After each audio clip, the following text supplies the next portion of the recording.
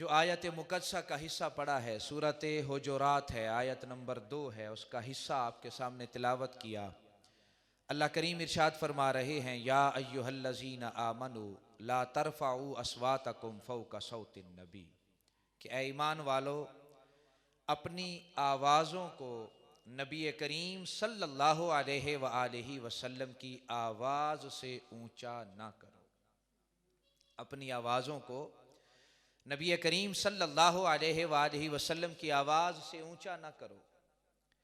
وہ رب ہو کر اپنے پیارے محبوب صلی اللہ علیہ وآلہ وسلم کے دربار کے آداب سکھا رہا ہے کہ میرے محبوب کی بارگاہ میں آنا ہے تو آواز کیسی رکھنی ہے، میرے محبوب کی بارگاہ میں آنا ہے تو کیسے آنا ہے، کیسے بیٹھنا ہے، کیسے گفتگو کرنی ہے، انداز بیٹھنے کا تمہارا کیا ہونا چاہیے۔ وہ رب ہو کر جو ہے یہ سب کچھ بیان فرما رہا ہے۔ اور میں کہتا ہوں وہ دربار اور وہ بارگاہ کتنی عزت والی بارگاہ ہے، شانوں والی اور عظمتوں والی بارگاہ ہے، جس کے آداب جو ہے وہ ہمیں قرآن جو ہے وہ اپنے لفظوں سے سکھا رہا ہے کہ جب نبی کی بارگاہ میں اس وقت یا آج جب بھی نبی کی بارگاہ میں حاضر ہونا ہے تو کیسے حاضر ہو۔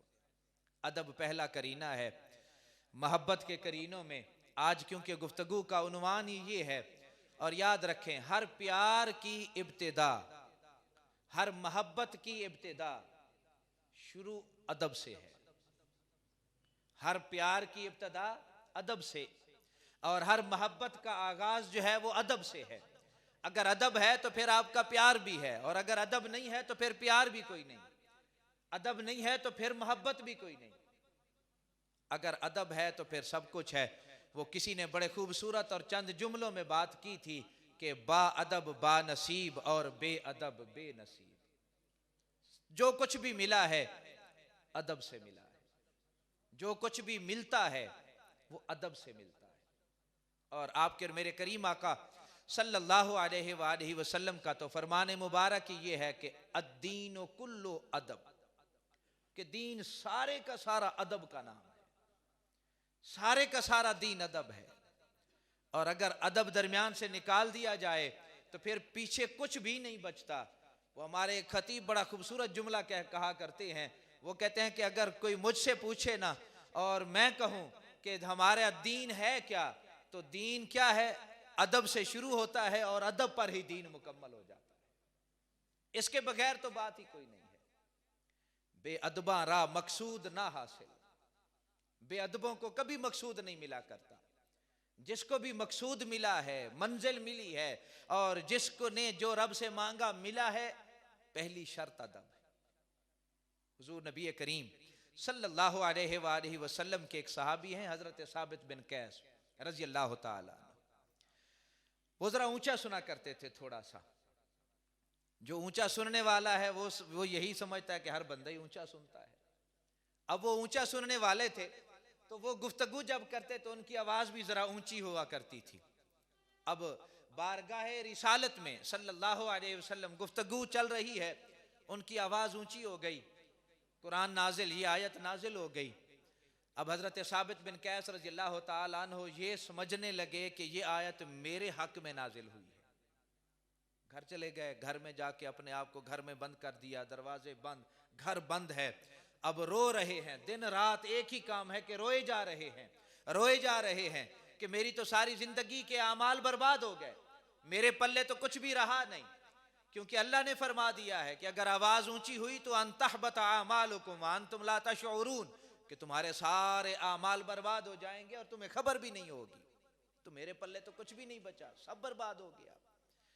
ایک دن، 2 دن، چند دن جب حضور نے دیکھا نا کہ حضرت ثابت بن قیس رضی اللہ تعالیٰ عنہ نظر نہیں آ رہے، تو آپ نے پوچھا صحابہ ثابت نہیں نظر آ رہا؟ جی یا رسول اللہ صلی اللہ علیہ وسلم۔ حضرت سعد رضی اللہ تعالیٰ عنہ کھڑے ہوئے، حضور میں ان کے پڑوس میں رہتا ہوں، جس دن سے یہ آیت نازل ہوئی ہے انہوں نے اپنے آپ کو گھر میں بند کر دیا ہے۔ اب وہ انہوں نے تالے لگا دیے، گھر میں بند ہیں اور رونا ہی ان کا کام ہے، روئے جا رہے ہیں۔ تو میرا سب کچھ برباد ہو گیا، میرے پلے کچھ بھی نہیں بچا، کیونکہ یہ آیت میرے حق میں نازل ہوئی، اونچا تو میں ہی بولا کرتا تھا۔ اب آپ نے حضرت سعد رضی اللہ تعالیٰ عنہ کو فرمایا کہ جاؤ اپنا ثابت بن قیس کو بلا کر لے آؤ۔ حضرت ثابت بن قیس جب آئے، اب جب حضرت ثابت بن قیس کو بلایا گیا، آپ تصور کریں کہ اس وقت ان کی کیفیت اس وقت کیا ہوگی۔ اس وقت اگر جو ہے وہ آج کوئی بڑا آدمی کسی چھوٹے کو بلا لے نا، تو وہ جو چھوٹا ہے نا تو اس کے تو پیر زمین پر ہی نہیں لگتے، او ہو فلاں نے مجھے بلایا ہے۔ اور جس بندے کو بلایا ہی آمنہ کے لال نے ہو، اور جس بندے کو بلایا ہی امام الانبیاء صلی اللہ علیہ وآلہ وسلم نے ہو، اور جس بندے کو بلایا ہی حسنین کے نانا صلی اللہ علیہ وآلہ وسلم نے ہو، تو آپ تصور تو کریں کہ اس بندے کے دل کی کیفیت کیا ہوگی۔ خیر آپ پہنچے، وہاں پہنچے تو پھر آنسوں سے مسلسل، پھر وہی آنکھوں سے آنسو بہے جا رہے ہیں، روئے جا رہے ہیں، روئے جا رہے ہیں۔ حضور یہ آیت میرے حق میں نازل ہوئی ہے۔ آپ نے فرمایا نہیں ثابت، تمہارے حق میں تو نہیں نازل ہوئی، تمہارے حق میں نہیں نازل ہوئی یہ آیت۔ اب حضرت ثابت رضی اللہ تعالیٰ عنہ کو آپ جو ہے وہ اٹھاتے ہیں، سینے سے لگاتے ہیں، اور سینے سے لگانے کے بعد آپ تسلی دیتے ہوئے فرماتے ہیں اے ثابت میری بات دھیان سے سنو، جی یا رسول اللہ صلی اللہ علیہ وسلم، یہ جو تم نے ادب کیا ہے نا، ادب، اب اس کا صلہ رب تمہیں کیا دے گا؟ رب تمہیں عزت والی زندگی عطا فرمائے گا، رب تمہیں عزت والی زندگی عطا فرمائے گا، شہادت والی موت عطا فرمائے گا، اور کل جب جنت میں سارے جنتی چلے جائیں گے اللہ تعالیٰ تمہیں جنت میں بھی اعلیٰ مقام عطا فرمائے گا۔ ادب مصطفیٰ صلی اللہ علیہ وسلم، ادب پہلا کرینہ ہے محبت کے کرینوں میں۔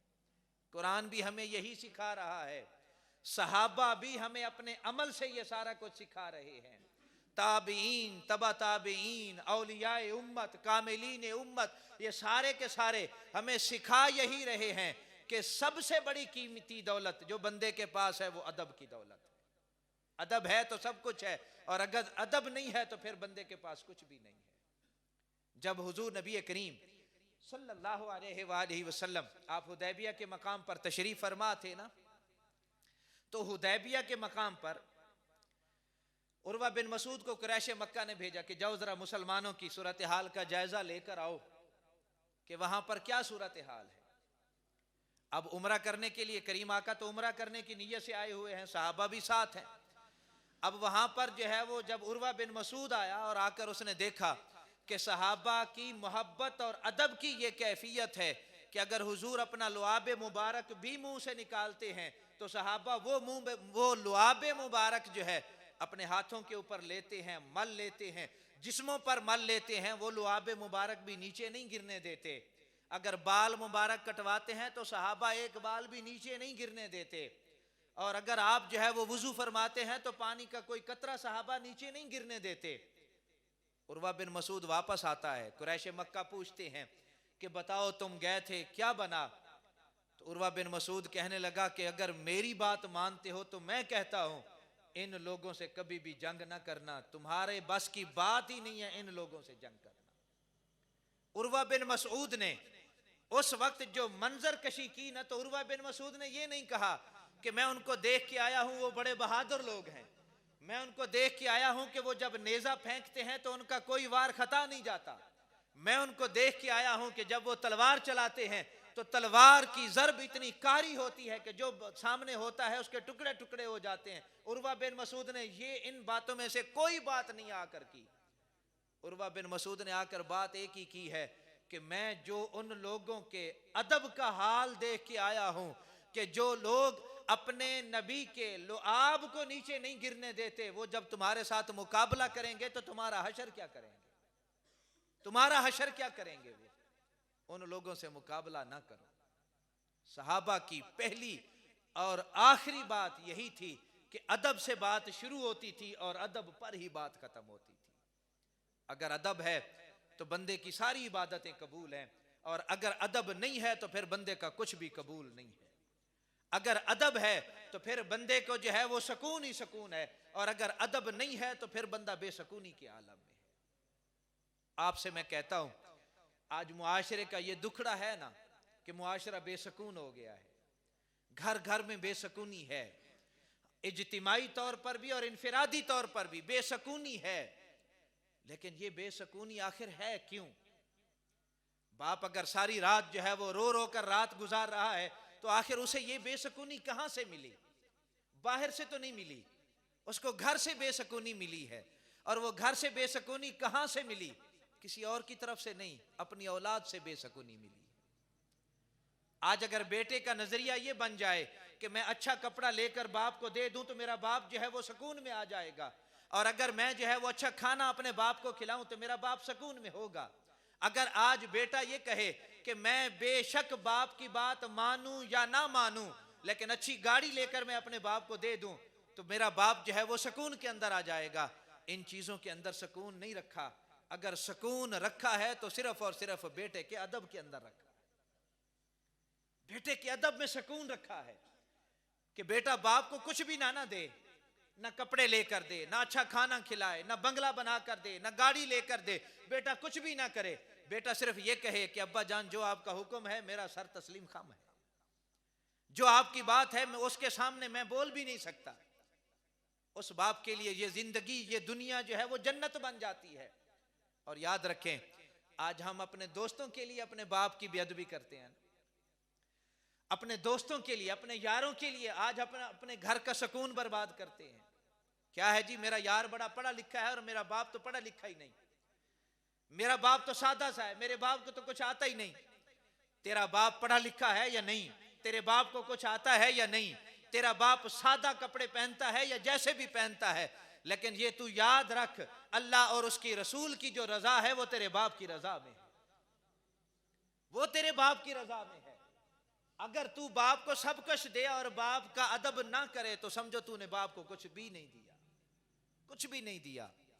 اور اگر بات اس سے آگے ہم لے کر چلیں اور اس سے آگے جو ہے وہ بات کریں، جب بہو رانی آتی ہے نا گھر میں، اور پھر وہ بیٹا جو کل زندگی کچھ اور طریقے سے گزار رہا تھا اور بہو رانی آنے کے بعد اس بیٹے کا زندگی کا انداز بدل گیا، اور وہ اپنی بیگم، اپنی بیوی کی تعریفیں کرتا تھکتا ہی نہیں کہ میری بیوی بڑی سیانی ہے، میری بیوی بڑی عقل مند ہے، میری بیوی نے تو پی ایچ ڈی کی ہوئی ہے، میری بیوی نے تو ایم فل کیا ہوا ہے، میری بیوی کے پاس یہ بھی ڈگری ہے، یہ بھی ڈگری ہے، یہ بھی سلیقہ آتا ہے، اسے یہ بھی ڈھنگ آتا ہے زندگی گزارنے کا، اس کے پاس یہ بھی فن ہے، اس کے پاس یہ بھی فن ہے۔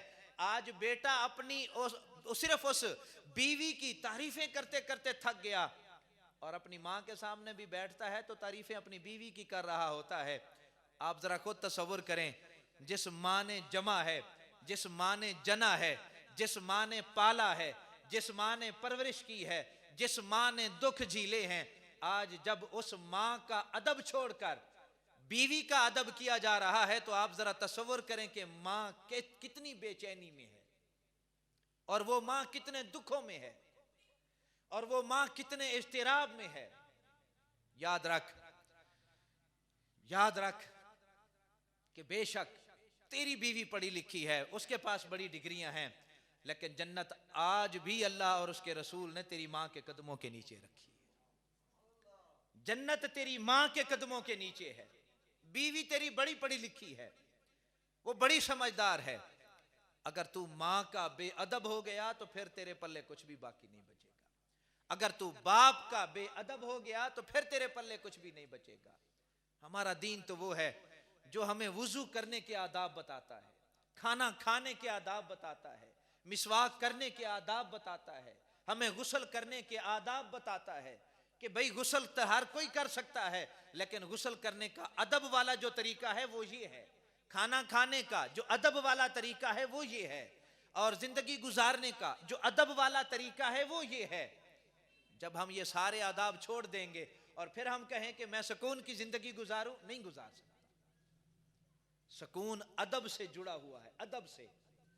ادب ہے تو سکون ہے، ادب نہیں ہے تو پھر بے سکونی ہے، پھر کبھی بھی آپ کو سکون کہیں سے بھی جو ہے وہ حاصل نہیں ہو سکتا۔ حضور نبی کریم صلی اللہ علیہ وآلہ وسلم آپ علیل ہوئے، طبیعت مبارک ناساز ہوئی، تو آپ نے گھر کے اندر ہی ایک برتن کے اندر جو ہے وہ آپ نے پیشاب مبارک فرمایا۔ گھر کی خادمہ تھی حضرت ام ایمن رضی اللہ تعالی عنہ، آپ نے ان کو بلایا، ام ایمن ادھر آؤ بات سنو۔ حضرت ام ایمن رضی اللہ تعالی عنہ حاضر خدمت ہوئی جب حاضر خدمت ہوئی نا تو آپ نے ارشاد فرمایا کہ یہ اپنا پیشاب جو ہے، پیشاب مبارک جو ہے، یہ لے جاؤ اور دور ٹھکانے لگاؤ۔ حضرت ام ایمن رضی اللہ تعالی عنہ آپ فرماتی ہیں کہ جب میں وہ لے کر چلی گئی نا، اب میں سوچتی جا رہی ہوں، آپ نے ارشاد فرمایا کہ دور اس کو ٹھکانے لگاؤ اچھی جگہ پر۔ سوچتی جا رہی ہوں، اچانک میرے اندر سے آواز اٹھتی ہے کہ اے ام ایمن، کون سی اچھی جگہ ہو سکتی ہے جہاں پر تو اس کو ٹھکانے لگائے گی؟ تو اس طرح کر، تو اس کو جو ہے وہ پی جا۔ حضرت ام ایمن رضی اللہ تعالی عنہ کہتی ہیں میں وہ پیشاب مبارک جو تھا نا وہ میں پی گئی۔ میں نے کہا اس دل سے بڑھ کر اور کوئی اچھی جگہ نہیں ہے جہاں اس کو جو ہے وہ ٹھکانے لگایا جا سکے۔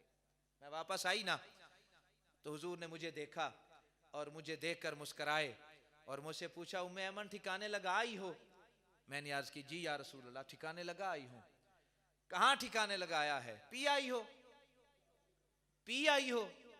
بے خبر ہو جو غلاموں سے وہ آقا کیا ہے؟ آقا کو تو خبر ساری ہے، پوچھ رہے ہیں ٹھکانے لگا آئی ہو؟ جی یا رسول اللہ لگا آئی ہوں۔ کہاں ٹھکانے لگایا ہے؟ یا رسول اللہ ایسی جگہ پر ٹھکانے لگایا ہے جس جگہ پر نہ کوئی آنکھ پہنچ سکتی ہے نہ کوئی سوچ پہنچ سکتی ہے، لیکن آقا کو تو ساری خبر ہے نا۔ آقا نے کیا ارشاد فرمایا؟ آپ نے ارشاد فرمایا ام ایمن تو پی آئی ہو نا، تو پھر سن لے، آج تک ساری زندگی اللہ تعالیٰ تجھے پیٹ کی بیماری میں مبتلا نہیں کرے گا، تجھے پیٹ کی بیماری نہیں لگے گی۔ حضرت انس رضی اللہ تعالیٰ عنہ آپ کہتے ہیں کہ ہم حضور نبی کریم صلی اللہ علیہ وسلم، میں آپ کے ساتھ ہوتا، آپ پاخانہ مبارک فرماتے، لیکن جب آپ پاخانہ مبارک فرماتے، حضرت انس کہتے ہیں رب کی عزت کی قسم ہے جہاں آپ پاخانہ مبارک فرماتے وہاں کستوری کی حلے اور خوشبوئیں آیا کرتی تھی، کہیں کبھی بھی ایسا نہیں ہوا۔ آپ فرماتے ہیں کہ آپ، حضرت انس کہتے ہیں آپ پاخانہ مبارک فرما کے آتے، میں جاتا وہاں کوئی چیز ہی نہ ہوتی۔ جب آپ سے پوچھا گیا تو آپ نے ارشاد فرمایا کہ میرا رب میری اس زمین کو حکم دیتا ہے اور یہ زمین اپنے اندر جو ہے وہ جذب کر لیتی ہے، اور سوائے کستوری کے، سوائے عنبر کی خوشبو کے وہاں سے اور کوئی چیز ہمیں نہیں ملا کرتی تھی۔ ان لوگوں نے یہاں تک بھی، یعنی بات کا انداز کچھ بھی ہو سکتا ہے، لیکن انہوں نے ادب کا دائرہ صحابہ نے کبھی نہیں چھوڑا، ادب کا لہجہ کبھی انہوں نے نہیں چھوڑا۔ آج ہمارے لہجوں میں جب سختی آئی نا، رویوں میں سختی آئی تو اس کا نقصان کیا ہوا؟ گھروں کے اندر لڑائیاں شروع ہو گئیں۔ آج اگر گھروں کے اندر فساد ہے نا، اس کی ایک وجہ گھر والوں کا ایک دوسرے سے لہجہ بھی ہے، رویہ بھی ہے، کہ باپ اچھے رویے میں بات نہیں کرنا چاہتا، لہجے سے بات ہی نہیں کرنا چاہتا، اور اگر جو ہے وہ لہجوں میں بھی ادب آ جائے، گفتگو کرنے میں بھی ادب آ جائے، اور بڑوں کا ادب کیا جائے اور چھوٹوں سے شفقت کی جائے، تو پھر یہ ممکن ہی نہیں ہے کہ گھروں کے اندر سکون نہ ہو۔ ترمذی کی حدیث ہے، آپ کے میرے کریم آقا صلی اللہ علیہ وآلہ وسلم آپ ارشاد فرماتے ہیں کہ جو بندہ چھوٹوں سے پیار شفقت نہیں کرتا اور بڑوں کا ادب نہیں کرتا وہ ہم میں سے ہے ہی نہیں۔ آج ڈگریاں پکڑنے والا، ہاتھوں میں ڈگریاں پکڑ رکھی ہیں، اور سامنے سے ایک سفید داڑھی والا بابا آیا ہے، اور سفید داڑھی والے بابے سے اس کی گفتگو کرنے کا طریقہ ایسا ہے جس نے ڈگریاں ہاتھوں میں اٹھا رکھی ہیں۔ گفتگو کرنے کا طریقہ یہ ہے کہ وہ سفید داڑھی والا بابا بھی کہنے پر مجبور ہو گیا ہے کہ میرا بیٹا تیرے گھر کی تربیت ہی ایسی ہے، تیرے گھر والوں نے تجھے سکھایا ہی یہ ہے۔ آج یہ نوبت کیوں آئی؟ کیونکہ ادب ہمارے اندر نہ رہا، ادب ہوگا سب کچھ بندے کو مل جائے گا، اور اگر ادب نہیں ہے تو پھر کچھ بھی نہیں ہے۔ صحابہ کی تو عادت ہی یہ تھی، ان کا تو عقیدہ ہی یہ تھا، سوچ ہی یہ تھی کہ ہماری ہر وہ عبادت جس عبادت میں ادب مصطفیٰ صلی اللہ علیہ وسلم ہے وہ عبادت قبول ہی قبول ہے، اور جو عبادت وہ کسی کی بھی ہو اگر اس میں ادب مصطفیٰ نہیں ہے تو وہ عبادت قبول بھی نہیں ہے۔ حضرت عثمان غنی رضی اللہ تعالیٰ عنہ کو اسی حدیبیہ کے مقام سے جب حضور نے بھیجا نا کہ آپ مکے چلے جاؤ اور مکے سے جا کر ذرا خبر لے کر آؤ کیا صورتحال ہے، کیا کیفیت ہے، اور وہ لوگ آخر چاہتے کیا ہیں، حضرت عثمان غنی رضی اللہ تعالیٰ عنہ جب وہاں پہنچے نا، تو حضرت عثمان غنی رضی اللہ تعالیٰ عنہ جب وہاں پہنچے اور وہاں پہنچ کر جو ہے وہ دیکھا، لوگوں سے بات چیت کی، تو وہ سارے کہنے لگے کہ نہیں، ہم صحابہ کو اور حضور کو نہیں آنے دیں گے، لیکن اے عثمان اگر آپ عمرہ کرنا چاہتے ہیں تو آپ عمرہ کر سکتے ہیں۔ حضرت عثمان غنی رضی اللہ تعالیٰ عنہ نے کیا جواب دیا تھا؟ آپ نے جواب دیا تھا، تربیت خود بخود بتاتی ہے کہ تربیت کیسی ہے۔ حضرت عثمان غنی کا جواب یہ تھا کہ میرا وہ عمرہ ہے ہی نہیں جس عمرے میں حضور نبی کریم صلی اللہ علیہ وآلہ وسلم کا ساتھ نہ ہو، میں وہ عمرہ کیسے کروں؟ میرا تو دل ہی نہیں کرتا۔ ادب مصطفیٰ کا یہ عالم ہے کہ حضور کے بغیر میرا عمرہ ہی کوئی نہیں ہے، حضور کے بغیر میری عبادت ہی کوئی نہیں ہے، حضور کے بغیر میرا کچھ بھی نہیں ہے، میرا سب کچھ ہے تو وہ حضور کے ساتھ ہے صلی اللہ علیہ وسلم۔ ادب پہلا کرینہ ہے محبت کے کرینوں میں۔ شاگرد کو استاد سے اسی وقت ہی فیض مل سکتا ہے جب شاگرد استاد کا ادب کرے، مرید کو اپنے شیخ سے اسی وقت ہی فیض مل سکتا ہے جب مرید اپنے شیخ کا ادب کرے، اور کسی بھی چھوٹے کو بڑے سے اسی وقت ہی کچھ مل سکتا ہے جب وہ چھوٹا اپنے بڑے کا ادب اور احترام کرے۔ بے ادباں راہ مقصود نہ حاصل، بے ادبوں کو کبھی مقصود نہیں ملا کرتا، کبھی نہیں، کچھ بھی نہیں ملا کرتا۔ جب تک بندہ بے ادب ہے بندے کے پلے کچھ بھی نہیں۔ اگر ادب کا نور آ گیا تو پھر قرآن کا نور بھی سینے میں آ جائے گا، اور اگر ادب کا نور آ گیا تو پھر نماز کی برکتیں بھی بندے کو نصیب ہو جائیں گی، اور اگر ادب بندے کو حاصل ہو گیا تو پھر ساری عبادتوں کی لذت اور چاشنی بندے کو نصیب ہو جائے گی۔ باپ جو ہے وہ تڑپ رہا ہے بستر کے اوپر، اور بیٹا جو ہے وہ ہاتھوں میں ڈگریاں اٹھائے اور کبھی کسی در پر اور کبھی کسی در پر جو ہے وہ اپنا دھکے کھا رہا ہے، کس لیے؟ کہ مجھے اچھی جاب مل جائے۔ میں کہا کرتا ہوں تجھے اچھی جاب اسی وقت ہی ملے گی، نوکری تجھے اسی وقت ہی اچھی ملے گی جب تو آ کر اپنے باپ کے قدموں میں بیٹھ جائے گا، باپ کا ادب کرے گا، باپ سے پیار کا دعویٰ بندہ کرے کہ مجھے اپنے باپ سے بڑی محبت ہے، بڑا پیار ہے، اور باپ کہے کہ بیٹا مجھے پانی کا گلاس پلا دو، تو پانی کا گلاس نہیں پلا سکتا، محبت بڑی ہے، پیار بڑا ہے۔ تو یہ کیا ہے؟ پیار کی ابتدا ادب، محبت کی ابتدا ادب۔ ادب ہے تو پھر آپ کا پیار بھی مکمل ہے، اور اگر ادب نہیں ہے تو پھر آپ کا پیار بھی مکمل نہیں ہے، کبھی بھی نہیں ہو سکتا۔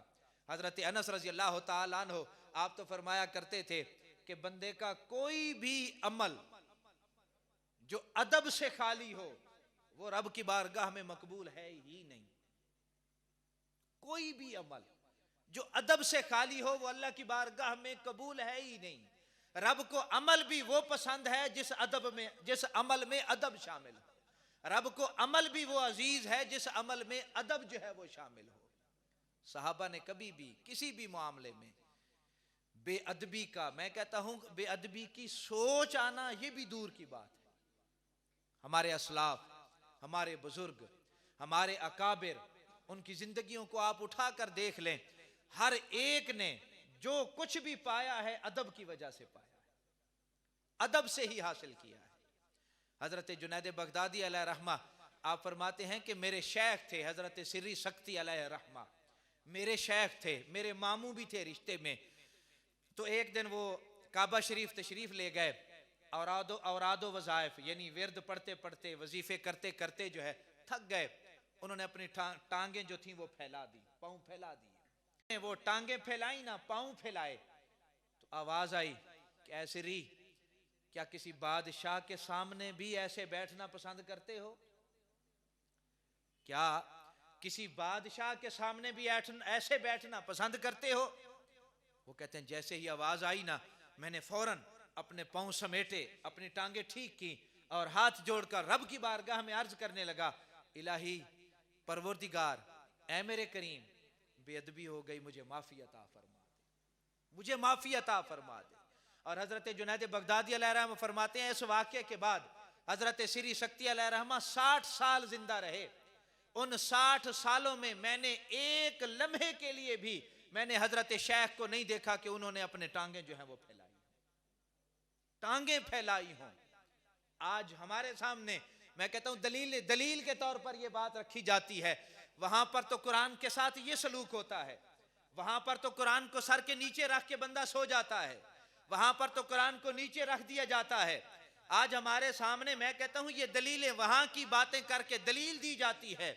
میں کہتا ہوں وہ لوگ، یہ لوگ آج کے لوگ ہیں، وہ لوگ بھی تھے نا، وہ بیت اللہ میں آئے ہیں، صرف بیت اللہ کی طرف پیر ہوئے ہیں، آواز آ گئی ہے سری اگر اپنی عبادت بچانا چاہتے ہو تو اپنے پیر ٹھیک کر لو، عبادت بچانا چاہتے ہو۔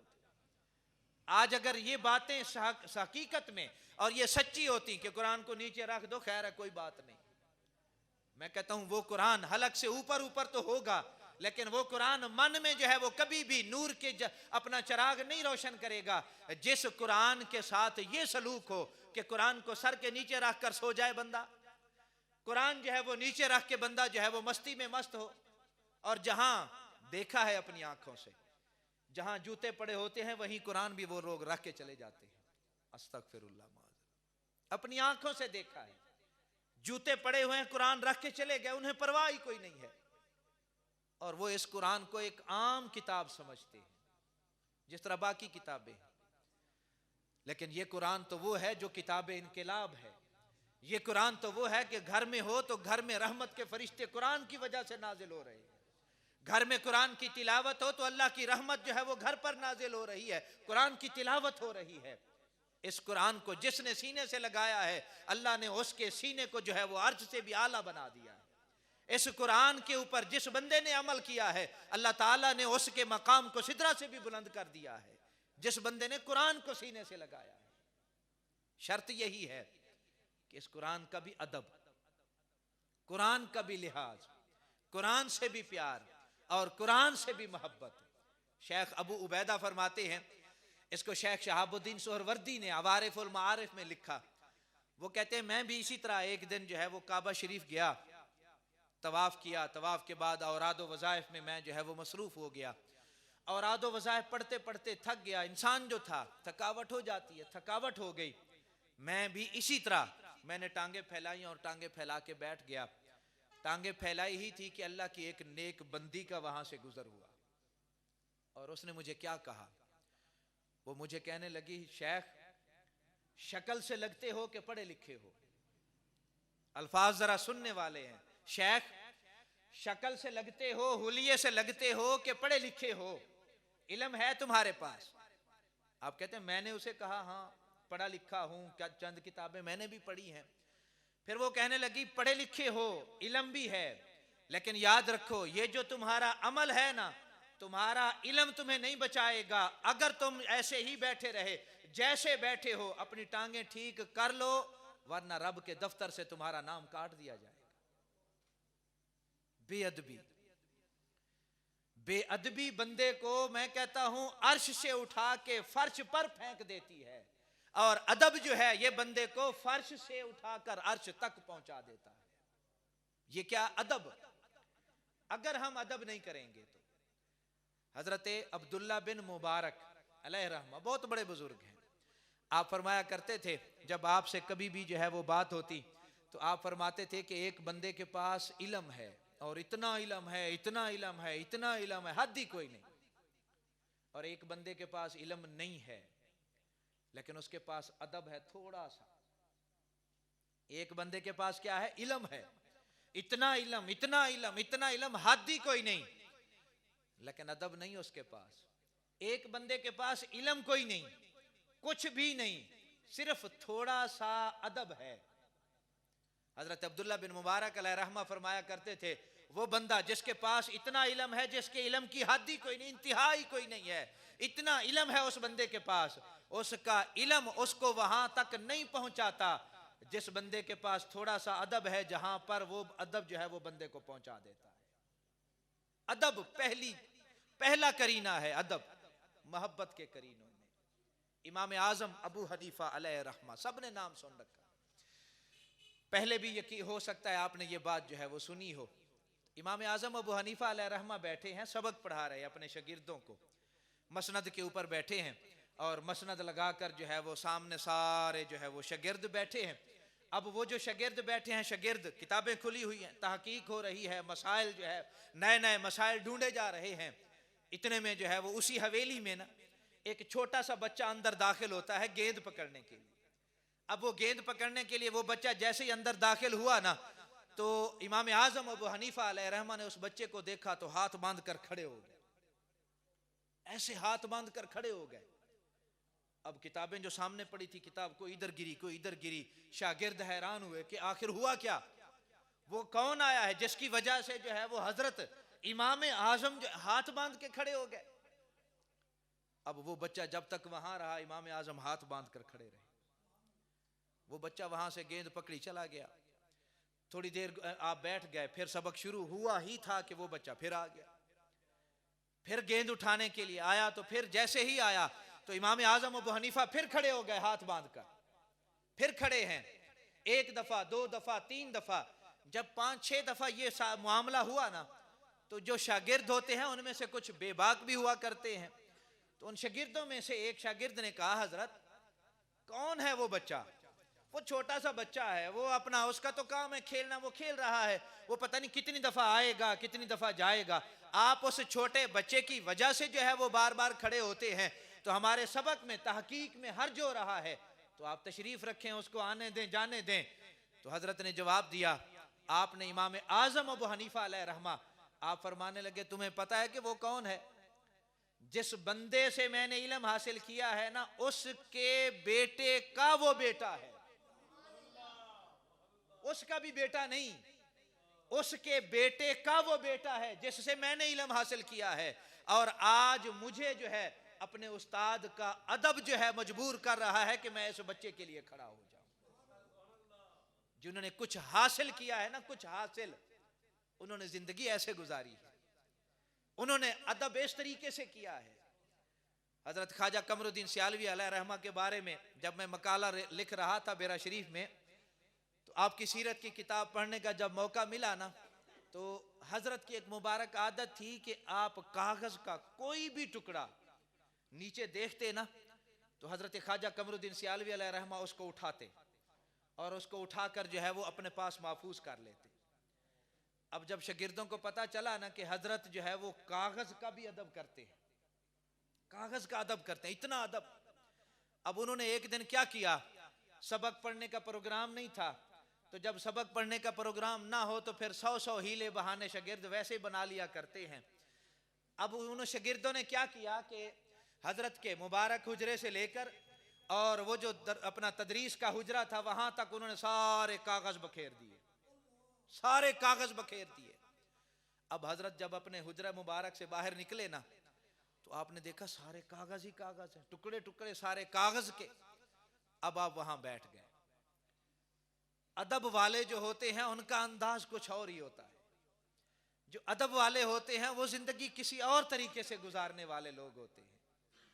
جو ادب، جن کو اللہ یہ دولت عطا فرما دیا کرتا ہے نا، ان کی آنکھوں میں حیا بھی ہوتا ہے، ان کی آنکھوں میں پردے بھی ہوتے ہیں، ان کی سوچ کے اوپر جو ہے وہ رب اور رب کی رسول کی رضا کا پردہ بھی ہوتا ہے کہ ہم نے کوئی کام ایسا نہیں کرنا جس سے ہمارا رب اور رب کا رسول ناراض ہو۔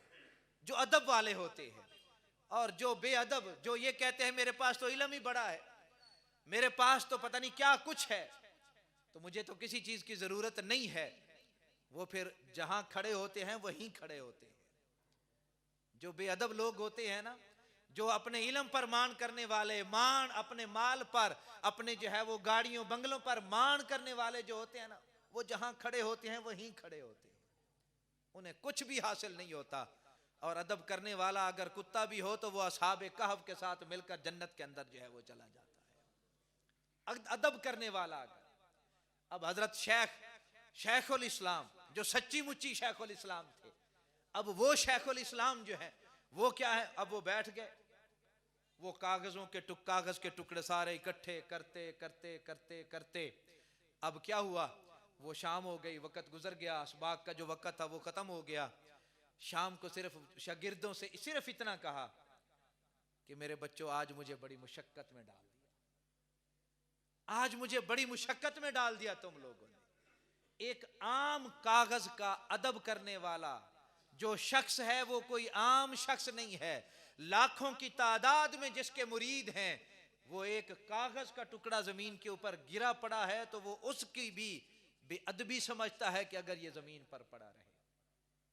نماز پڑھی، امام سید زادہ تھا، یہی حضرت شیخ الاسلام، امام سید زادہ تھا، غلطی ہو گئی، سب کو پتا تھا کہ امام صاحب سے غلطی ہو گئی ہے، لیکن کوئی نہیں بولا۔ حضرت شیخ کے پاس لوگ اکٹھے ہوئے، حضرت آپ تو پڑھے لکھے ہیں، تو امام سے غلطی ہو گئی اور غلطی کا پتہ بھی ہے آپ کو؟ آپ کہنے لگے ہاں مجھے پتہ ہے امام سے غلطی ہو گئی ہے، لیکن میں نہ بیٹھا سوچ رہا ہوں کہ وہ اکیلا جس کے پیچھے ہم نے نماز پڑھی ہے نا، وہ صرف ہمارا امام نہیں ہے، وہ ساتھ سید زادہ بھی ہے۔ اب میں یہ سوچ رہا ہوں کہ جملے کیسے ڈھونڈوں، جملے کہاں سے لاؤں کہ میں جا کر امام سے بات کروں، سید زادے سے بات کروں، تاکہ بات بھی ہو جائے اور بے ادبی بھی نہ ہو۔ آج میں کہتا ہوں اگر ہمارے امام سے ہو جائے غلطی، امام کی پھر دیکھیں کلاس، امام بیچارہ بھول جائے نا نماز میں، تو پھر دیکھیں ہمارے نمازیوں کے، ہر نمازی مفتی، ہر نمازی مفتی، ہر مقتدی مفتی، ہر بندائی، ادھر بھی فتویٰ، چوک میں بھی فتویٰ، گلی میں بھی فتویٰ، باہر شور ہے، شرابہ ہے کیا ہوا ہے جی؟ وہ امام صاحب ہی بھول گئے، امام صاحب ہی بھول گئے، بھول گئے ہیں کوئی بات نہیں، امام بھی انسان ہے بیچارہ، اگر غلطی لگ گئی ہے تو کیا ہوا؟ لیکن بڑے لوگوں کی بڑی باتیں، بڑے لوگوں کے بڑے انداز، اور بڑے لوگوں کے میں کہتا ہوں کمال کے خوبصورت انداز۔ اب حضرت شیخ الاسلام والمسلمین حضرت خواجہ قمر الدین سیالوی علیہ رحمہ، اب آپ جب لوگوں نے آ کر بات کی نا، آپ اس امام صاحب کے پاس گئے اور بات کا انداز دیکھیے ذرا، بات کیسے کی؟ حضرت آپ سید زادے ہیں، آپ نے ہمیں نماز پڑھائی، بڑا لطف آیا، بڑا مزہ آیا، آپ نے کمال کی ہمیں نماز پڑھائی ہے، ایمان میرا دل کرتا ہے جس طرح 4 رکعتیں آپ نے پہلے پڑھائی ہے نا، اسی طرح 4 رکعتیں دوبارہ پڑھا دیں۔ کیا بات، سبحان اللہ یار، انداز یہ بھی تو دیکھو نا۔ پہلے کہا ادب جو ہے یہ سکون تقسیم کرتا ہے، سکون۔ آج اگر مقتدی یہ کہے تو میں تو اپنے امام کا بڑا ادب کرتا ہوں، اور تمہاری وجہ سے تو بیچارہ امام تنگ پڑا ہوا ہے، تم کیسا ادب کرتے ہو اپنے امام کا؟ ادب ہے تو یہ ہے کہ حضرت آپ کے پیچھے امام پڑھی، بڑا مزہ آیا، بڑا لطف آیا، میرا یہ دل کرتا ہے آپ سید زادے ہیں، آپ ہمیں 4 رکعت دوبارہ نہیں پڑھا دیتے؟ کتنا خوبصورت انداز ہے۔ اور اس خوبصورت انداز سے میں کہتا ہوں وہ بے شک امام جو تھا، سید زادہ تھا، امام تھا، اگر کوئی اور انداز اختیار کیا جاتا تو دل آزاری ممکن تھی، لیکن اس انداز سے تو دل آزاری بھی نہیں ہوئی اس کی، اور نماز بھی دوبارہ پڑھی گئی ہے اور دل آزاری بھی نہیں ہوئی۔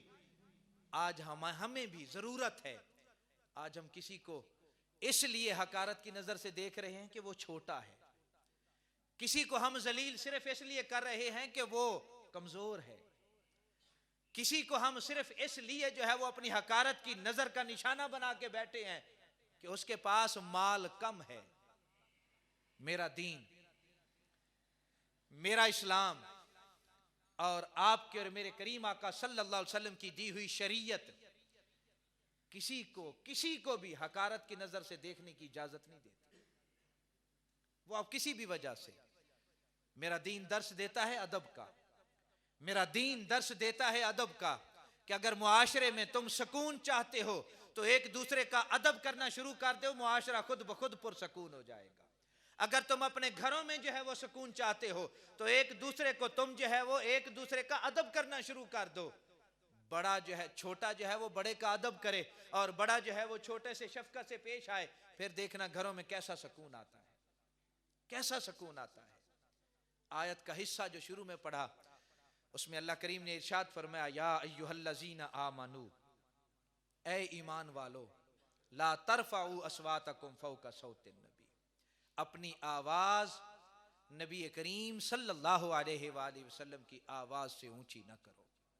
اگر یہ اونچی کرو گے، آیت کا اختتام ان جملوں سے کیا، ان تحبط اعمالکم وانتم لا تشعرون، کہ تمہارا سب کچھ برباد ہو جائے گا اور تمہیں پتہ بھی نہیں چلے گا، تمہاری نمازیں برباد ہو جائیں گی، روزے برباد ہو جائیں گے، صدقہ و خیرات برباد ہو جائے گا اگر تم نے میرے نبی کا ادب نہ کیا تو، اگر میرے نبی کی تعظیم نہ کی تو۔